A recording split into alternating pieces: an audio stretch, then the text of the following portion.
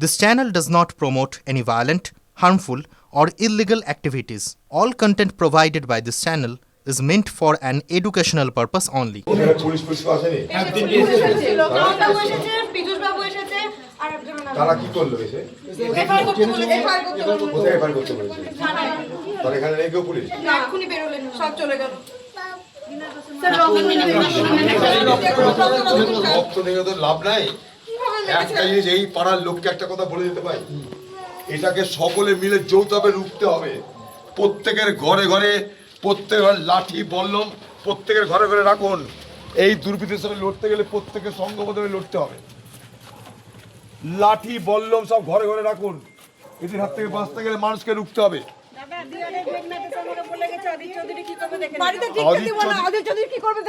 কার বাড়িতে ঢুকতে দেবে না আমি এসে পাহাড় দিব কালকে আপনাদের বাড়িতে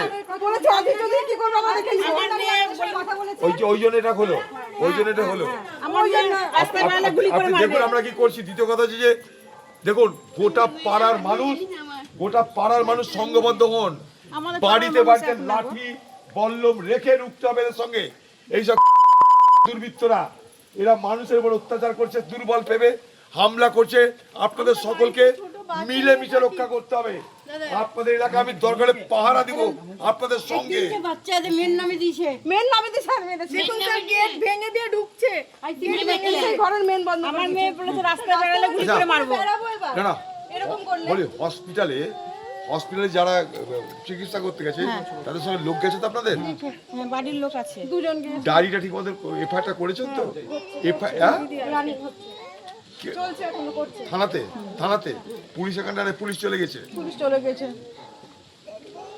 সিভিক করা আছে তো আমার মেয়েকে বলেছে বাঁচতে দিবে না বাইরে বেরালে গুলি করে মারবে হ্যাঁ গুলি করে মারলে কিছুক্ষণ আগে ওই দিক দিয়ে এসেছিল বাবা গুলি করে মারলে এই যে দেখেছে সব গুলি করে মারলে তারা এইভাবে আসতো না একাকে গুলি করে মারলে দেখা যাবে আমার বোনের গায়ে হাত দেয় কথা ধাক্কা ধাক্কিতে বোন একটা এরকম পজিশনে আমরা ফোনটা করে দাও আর বাজে ভাষায় গাল দিছে ওর বাবাকে আমার মেয়ে রেগে গেছে গায়ে হয়তো হাত দিয়েছে কুঞ্জুঘাটে অনেক ছেলে ছিল আমি তো দেখলাম সবাই দেখেছে কি সত্যি কি মিথ্যা যত এখানকার মানুষ ওদের অত্যাচারটা মেনে নিচ্ছে না তত ওদের ক্ষমতা হিম্মত আরো বেড়ে যাচ্ছে এটা বন্ধ করো বলেছে বেরোলে গুলি করে মারবো এরকম হুমকি দিচ্ছে হ্যাঁ গুলি করে মারনে মারা যায় তারা ঘরের মধ্যে ঢুকে মেয়েদেরকে হাত দেয় না বহুত গুলি করে মারনে মারা দেখেছি সেই মেয়েদের কথা সম্মান করে মানুষ আমি ওই স্পটে ওনাদের বাড়িতে এসেছি গোটা বাড়ি মানে ফিয়ার স্টিকেন বাড়ি একটা বাড়িতে রক্ত পড়ে আছে বাচ্চা তারা একদম বাচ্চা 4 বছরের বাচ্চা আছে 3 বছরের বাচ্চা আছে বমি করেছে দেখুন এত অসুস্থ আমার মেয়ে নষ্ট করে দিয়েছে মেয়ে নষ্ট করে দিয়েছে কমপ্লেন করার জন্য কমপ্লেনটা থানায় যাবে কি করে তারা হসপিটালে ভর্তি হয়ে গেছে আমরা কমপ্লেনটা দেবো কি করে এখন তো শুধু বমি করছে ও ঠিক আচ্ছা আছে ঠিক আছে আমি হসপিটালে আমি নিজেই যাচ্ছি তাদেরকে আমিও বলবো কোন হসপিটালে গেছে মেডিকেল আমি যাব চলো আমার সঙ্গে চলো হসপিটালে চলো ওদেরকে মেডিকেল করাবো বাকি এফআইআর সেভাবে করাবো রাতে যাতে ওদেরকে ব্যবস্থা হয় আর এই এলাকার সব মানুষের কাছে দেখুন গেট ভেঙেছে এই এলাকার সব এই এলাকার সব ঠিক আছে এগুলো সব সাংবাদিক দেখো লাঠি মেরে গেট ওই ভিতরে রক্ত গাড়ি ভেঙেছে এই পাড়াতে কালকে গাড়ি ভেঙেছে দেখো বাচ্চাটা বমি করে ফেলেছে ছেলে ভয়ে এই পাড়ার বাড়িতে লাঠি বল্লম সুরকি রাখুন কোনো কেঁদে লাভ নাই লাঠি বল্লম সুরকি রাখুন আমরাও থাকবো ওই সব দুর্বৃত্তদের পিটিয়ে তাড়িয়ে দেওয়া হবে এখান থেকে আপনারা রুখছেন না বলে আরো হচ্ছে রুখতে হবে না জানি এমনি দাঁড়িয়ে মার খাবার থেকে রুখার দরকার চেষ্টা করতে হবে আপনাদের এখানটা আমি বসবাস করবো হ্যাঁ জানি রুখতে হসপিটাল ভর্তি হয়েছে রুখতে গেলে ভর্তি হতে না দাঁড়িয়ে থাকার জন্য ভর্তি হচ্ছে রুখতে গেলে ভর্তি হতে না রুখতে গেলে ওরা ভর্তি হতো এতগুলো ওরা কেউ বীর পুরুষ না এতগুলো মানুষ বেরিয়ে আসে হাতে লাঠি নিয়ে ওরা এই কাজ করতে পারে না আমরা মার গলা পেতে দিচ্ছি তাই মারছে রুখতে গেলে ওরা হাসপাতালে যেত আজকে ভয় করছে ঘৃণাও তৈরি হচ্ছে একসঙ্গে মোকাবেলা করতে হবে আমি কালকে আবার আসছি ঘর বন্ধ করে বসে আছে না ঘর খুলে রাখবেন পাড়ার লোকের ভয় আছে পাড়ার লোকের ভয় আসবে না কিন্তু এই ভয়টা কাটবে যখন সবাই এক হবে তখনই কাটবে। পুলিশের পক্ষ থেকে আমরা যা করার করাচ্ছি, আমি নিজে থানায় হসপিটালে যাচ্ছি, এফআইআর যেভাবে করানো করাচ্ছি।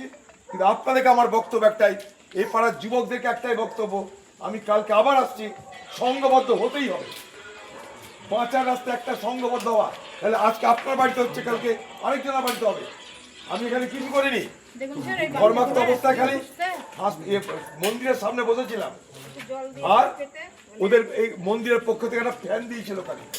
এইটা অপরাধ এদের, সেই কারণে আজকে হামলা হলো। এটা অনেক দূর যাবে, এটা অনেক দূর যাবে, এখান থেকে দুর্বৃত্তরা শুনেলে এটা অনেক দূর যাবে, এটা অনেক দূর যাবে। ইনি কংগ্রেস কর্মী কি তৃণমূল কর্মী আমি কিন্তু জানি না। আমি এই জন্য আসিনি যে কংগ্রেস কর্মীকে মেরেছে, আমি এই জন্য এসেছি একটা সাধারণ মানুষ, একটা সাধারণ মানুষের পরিবারের উপরে হামলা হয়েছে। এখানে কালকে যখন প্রবলেম হচ্ছিল বুথে, তখন আমি এসেছিলাম। এখানকার মানুষদের ভোট দেওয়ার অধিকার যাতে সুরক্ষিত হয়, তার জন্য নির্বাচন কমিশনের সাথে কথা বলে এদের ভোটার লিস্ট ইস্যু করার ব্যবস্থা করেছিলাম। এখানে এত স্লো ভোট হচ্ছিল যে মানুষ এখানে ভোট দেওয়ার সুযোগ পাচ্ছিল না। আমি সেই জায়গাটা এসে তাদের ভোট দেওয়ার ব্যবস্থাকে সুনিশ্চিত করেছিলাম।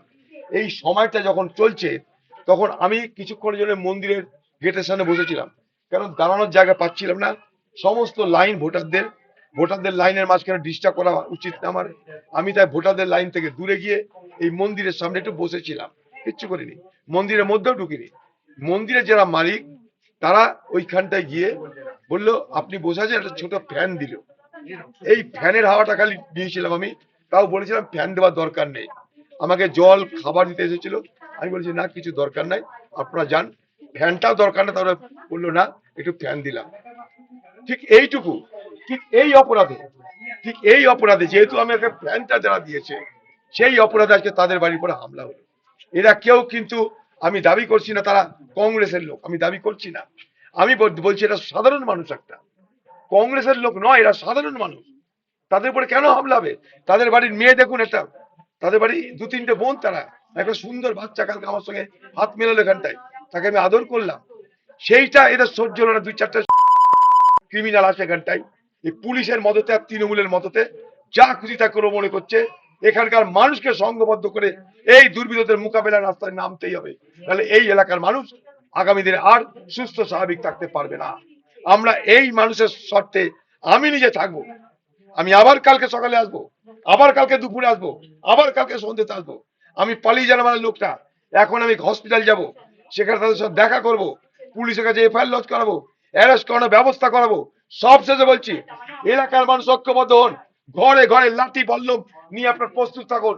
দুর্বৃত্তরা আসলে পাল্টা আক্রমণে নামুন আপনারা, তাহলে বাঁচার কোনো রাস্তা নাই আমাদের, আর আমরা আপনাদের সঙ্গে থাকবো। দাদা এইরকম পরিস্থিতি কেন হলো যে আপনি বলছেন যে লাঠি সোটা নিয়ে মানুষকে? এখানে প্রশাসন বলে কিছু নেই, এখানকার পুলিশ যেগুলো আছে নিচের তলায় সব দালালি করে এদের। হ্যাঁ, কেন্দ্রীয় বাহিনী আছে, কেন্দ্রীয় বাহিনীকে পথ দেখাবে কে? কেন্দ্রীয় বাহিনীকে আসামিটাকে চেনাবে কে? তাই জন্য বলছি কথাটা, আমি কেন্দ্রীয় বাহিনী দোষ দিচ্ছি না। কেন্দ্রীয় বাহিনী ভোট করিয়ে সুস্থ হবে, স্বাভাবিক হবে, সেটা আমরা খুশি। এইসব ক্রিমিনালদের কোথায় তাদের ডেরা, কোথায় তারা থাকে, কোথায় মদ খায়, সব লোকাল পুলিশ জানে। এই লোকাল পুলিশগুলো এখনো তৃণমূলের দালালি করছে। ওপরের থেকে এই ব্যবস্থা করা সম্ভব নয়, নিচে থেকে করতে হবে।